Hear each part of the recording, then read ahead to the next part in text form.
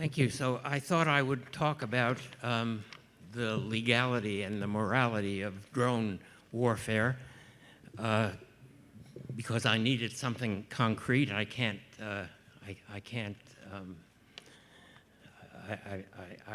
talk about a subject like tomorrow's wars without focusing on some small piece of it. Drones are part of today's wars, but they do give us a hint of what tomorrow's wars might be like.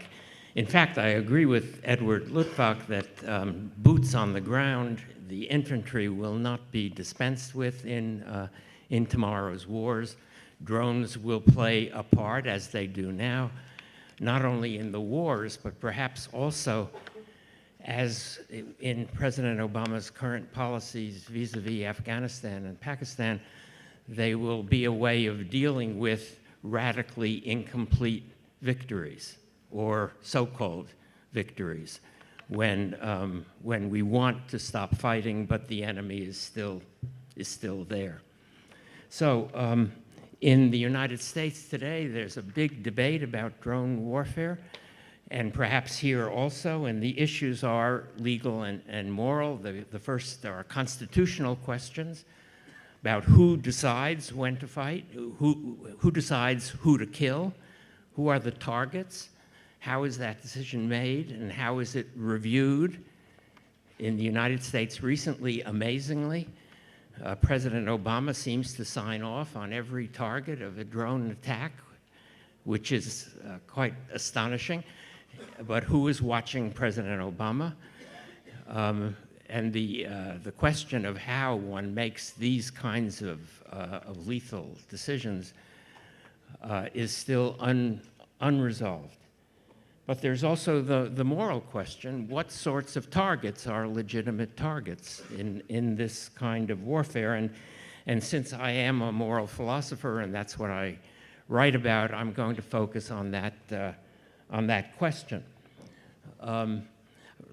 For many years, I've been writing about targeted killing, and I've been arguing, this is before drones were at issue, and I've been arguing that it is indeed justifiable to target someone who is engaged in planning or organizing or carrying out terrorist attacks, someone who can't be captured and brought to trial without grave risk, and someone who can, in fact, be hit.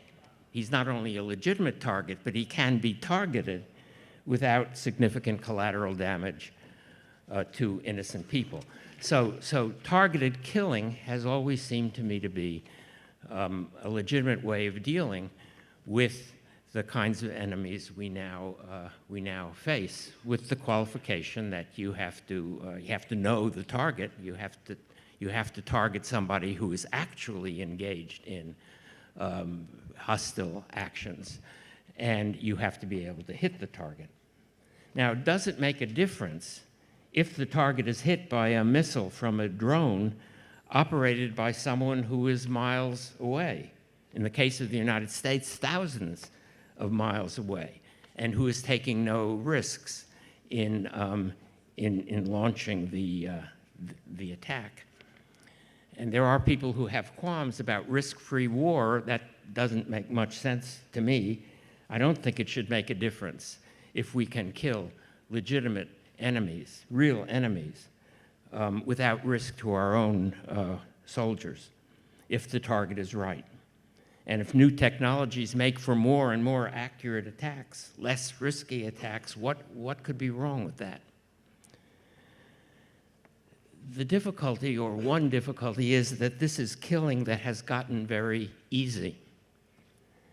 And the easiness should make us uneasy, because weapons like the drone tempt us to use them again and again, expanding the range of attacks and lowering the standards by which we determine our attacks, and canceling the old constraints. And that happened in a very dramatic way with, in the recent policies of the Obama administration, when the Americans decided that although they were targeting a particular person who was a legitimate target, it was okay if they killed other persons in the vicinity of the target, so long as these other persons were men between the age of 15 and 60. All men between the ages of 15 and 60 were considered to be enemy combatants, and that pretty much canceled the collateral damage constraint, because it meant that that we weren't really, despite the claimed precision of the drone, we weren't really using it against a particular target. We were using it to hit a group of people that we thought might be hostile to us, or might include people who are hostile to us. And in making the proportionality calculations that President Obama insists on, well, we were making the proportionality calculations very easy by saying that these people were not, in fact, civilians. They were not collateral damage. They were legitimate targets. So the argument for fixing tough standards for these attacks and for sticking to them in our own attacks is first of all, a moral argument. Killing innocent people is a bad thing to do. It's also a prudential argument, because soon everyone will have drones, not just the US and Israel. And it will be important that there be established constraints on how these weapons are used. But someone obviously will ask, why should we set standards and accept constraints that we know the others won't live by? And one reason that Americans know this, that the others won't live by these standards, is that we haven't been living by them. So why should we set standards and try to live by them? And the reason is very simple, because we will want to condemn attacks that violate the standards. We will want to condemn attacks on our own civilians, as we do in the case of terrorist attacks. And we will want to be able to say, as we do in the case of terrorist attacks, that's not what we do, so that we have a legitimate complaint. We can legitimately condemn those who do it. Now, I'm always surprised and gratified when I lecture at West Point or at any of the American military academies to find that professional soldiers take the moral argument very seriously.